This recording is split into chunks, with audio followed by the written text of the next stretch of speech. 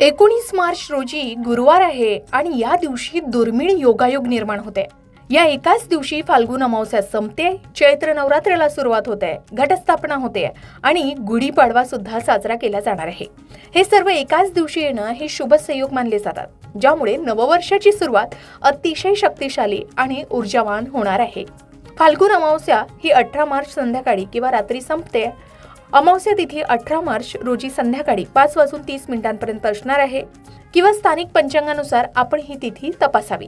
19 मार्च रोजी सकाळी 6:52 चैत्र शुक्ल प्रतिपदा तिथी सुरू होणार आहे. हीच प्रतिपदा तिथी चैत्र नवरात्रीची पहिली तिथी आहे. या दिवशी घटस्थापना होईल. हीच तिथी गुढीपाडव्यासाठीही वापरली जाईल. म्हणूनच 19 मार्च 2026 रोजी सकाळी सूर्योदयानंतर सर्व उत्सव एकत्र येणार आहे. सर्वात महत्त्वाचं म्हणजे या मराठी नवीन वर्षाचा योग खूप शुभ मानला जातोय, कारण अमावस्येनंतर लगेच प्रतिपदा येणं नव्या सुरुवातीचे आणि शक्तीचे प्रतीक मानले जाते. आता चैत्र नवरात्र हा हिंदू नववर्षाचा आरंभ असतो. या वर्षी 19 मार्च गुरुवारपासूनच चैत्र नवरात्र सुरू होत आहे आणि 27 मार्च शुक्रवारी रोजी हे चैत्र नवरात्र समाप्त होणार आहे. या 9 दिवसात आई दुर्गेच्या 9 रूपाची पूजा कशी करावी, घटस्थापना कशी करावी, उपवास आणि भक्तीने घरात सुख समृद्धी, आरोग्य आणि विजय कसा आणावा, यासाठी सविस्तर माहिती चला जाणून घेऊया. चैत्र नवरात्रात तिथी आणि घटस्थापनेचा मुहूर्त बघायचा झाला तर 19 मार्च 2026 रोजी गुरुवार आहे. या दिवशी चैत्र शुक्ल प्रतिपदा तिथी सुरू होते. 27 मार्च शुक्रवारी रोजी नवमी तिथी संपल्यावर चैत्र नवरात्राचं पारण करता येतं. घटस्थापनेचा शुभ मुहूर्त 19 मार्च 2026 रोजी गुरुवारी आहे. हा मुहूर्त सकाळी 6:52 पासून ते 8:08 असणार आहे. तब्बल 1 तास 15 मिनिटाचा कालावधी आपल्याला घटस्थापनेसाठी मिळणार आहे. त्याचबरोबर अभिजित मुहूर्त दुपारी 12:22 पासून ते 1:11 असणार आहे. घटस्थापनेची सर्वात श्रेष्ठ वेळ सकाळी किंवा पहिल्या किंवा तिसऱ्या भागात असणार आहे. घटस्थापना ही अमावस्या किंवा रात्री अजिबात करू नये. या 9 दिवसात कोणते रंग असणार आहे आणि कोणत्या देवीचे पूजन केले जाणार आहे तर सामान्य पंचांगानुसार 19 मार्च रोजी शैलपुत्री देवीची पूजा केली जाणार आहे. या दिवशी पिवळा रंग आहे. 20 मार्च रोजी ब्रह्मचारिणी देवीची पूजा केली जाईल. या दिवशी हिरवा रंग आहे. 21 मार्च रोजी चंद्रघंटा देवीची पूजा केली जाईल. या दिवशी राखाडी रंग आहे. 22 मार्च रोजी कुष्मांडा देवीची पूजा केली जाईल. या दिवशी नारंगी रंग आहे. 23 तारखेला स्कंद मातेची पूजा केली जाईल. या दिवशी पांढरा रंग आहे. 24 तारखेला कात्यायनी देवीची पूजा केली जाईल. या दिवशी लाल रंग आहे. 25 तारखेला कालरात्र देवीची पूजा केली जाईल. या दिवशी निळा रंग आहे. 26 तारखेला महागौरीची पूजा केली जाईल. या दिवशी गुलाबी रंग आहे. शिवाय या दिवशी दुर्गाष्टमी आणि रामनवमी एकाच दिवशी आहे. 27 तारखेला सिद्धिदात्री देवीची पूजा केली जाणार आहे. या दिवशी व्रताचं पारण करता येऊ शकतं आणि या दिवशी जांभळा रंग आहे. आता नवरात्रीच्या या दिवसांमध्ये काय करावं आणि काय करू नये तर घर स्वच्छ ठेवावं, रांगोळी काढावी, अखंड दीप लावावा, रोज सकाळी संध्याकाळी आरती करावी, दुर्गा सप्तशतीचं पठण करावं आणि विशेषतः ओम ऐं ह्रीं क्लीं चामुंडाय विच्चे या मंत्राचा 108 वेळा जप करावा. या नवरात्रीच्या 9 दिवसांमध्ये सात्विक आहार घ्यावा, अन्नदान करावं, कन्या पूजन करावं. 8व्या किंवा 9व्या दिवशी आपण कन्या पूजन करू शकता. या दिवसात ब्रह्मचर्याचं पालन करावं, सत्य बोलावं आणि दान करावं. या दिवसात काय करू नये तर तामसिक अन्न ग्रहण करू नये, नखे केस दाढी कापणं टाळावं, राग भांडणं शिवीगाळ करणं टाळावं, काळे कपडे परिधान करणं टाळावं.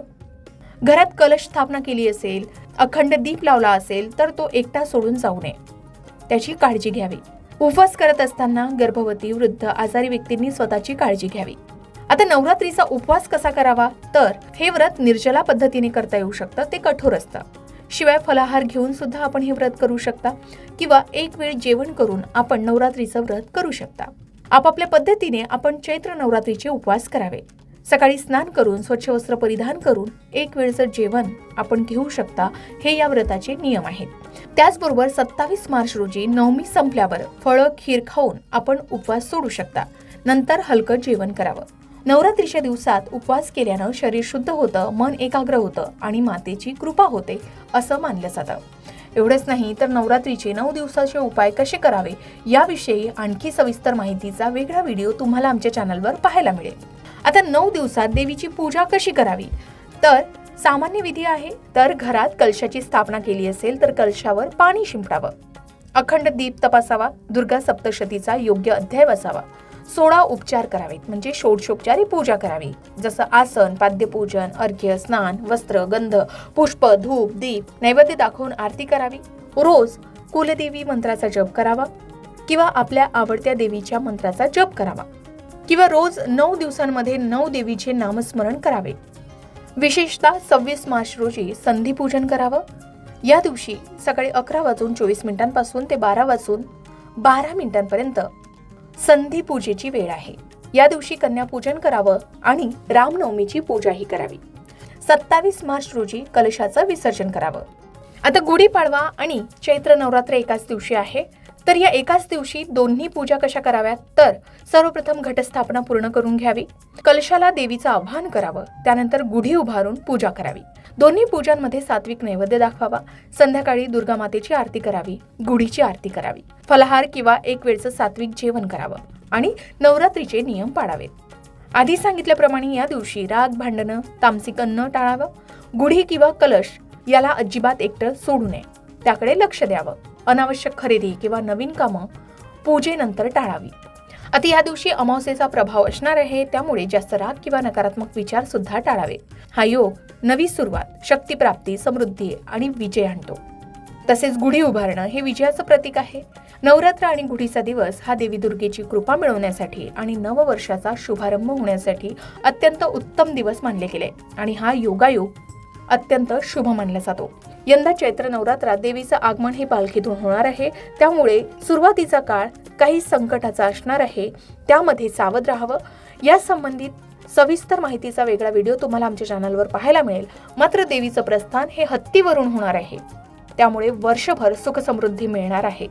या दिवशी श्रद्धेनं पूजा करावी, घरात सकारात्मक वातावरण ठेवावं. माता दुर्गा आणि नववर्ष देवता तुमच्या कुटुंबाला सुख, आरोग्य आणि यश देण्यास नक्कीच मदत करते.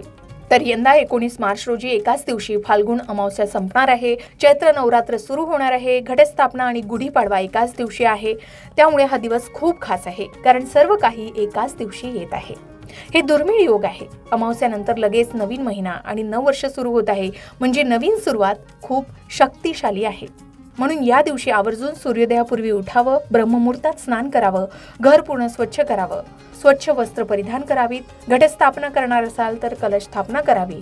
त्याचबरोबर अखंड दीप प्रज्वलित करावा आणि गुढी उभारावी. ही संपूर्ण कामं आपण या दिवशी करू शकता. नवीन वर्षाची सुरुवात एकंदरीतच देवीची शक्ती आपल्या घरात सुख, पैसा आणि विजय मिळवून देण्यास नक्कीच मदत करेल. श्रद्धेने या दिवशी पूजा करा, मन शांत ठेवा. आई दुर्गा आणि नववर्ष तुम्हाला खूप आनंद, आरोग्य आणि यश देत राहील. चैत्र नवरात्राच्या, मराठी नववर्षाच्या आणि गुढीपाडव्याच्या लोकमत भक्तीच्या सर्व प्रेक्षकांना हार्दिक शुभेच्छा. अशाच प्रकारे सणावारा संबंधित व्रतवैकल्य असतील, उपासना असतील, पूजा विधी संबंधित आणखी काही माहिती तुम्हाला हवी असेल, त्याचबरोबर वास्तुशास्त्र, ज्योतिषशास्त्र, अंकशास्त्र यासारख्या विषयावर तुमच्या मनात काही शंका असतील तर त्या कमेंट बॉक्समध्ये नक्की विचारा. शिवाय तुम्हाला आणखीन कोणत्या विषयावरचे व्हिडिओ ऐकायला आवडतील ते सुद्धा कमेंट करून सांगा. या संबंधित संपूर्ण मार्गदर्शन तुमच्यापर्यंत पोहोचवण्याचा आमचा हा प्रयत्न आहे, तेव्हा कमेंट नक्की करा. अशाच प्रकारच्या माहितीपूर्ण व्हिडिओसाठी लोकमत भक्ती चॅनलला नक्की सबस्क्राईब करा आणि बेल आयकॉनला क्लिक करा, म्हणजे आमच्या नवनवीन व्हिडिओचं नोटिफिकेशन तुम्हाला मिळत राहील. तसेच योग्य आध्यात्मिक मार्गदर्शनासाठी लोकमत भक्तीच्या फेसबुक पेज आणि इन्स्टा पेजला लाईक आणि फॉलो करायला विसरू नका.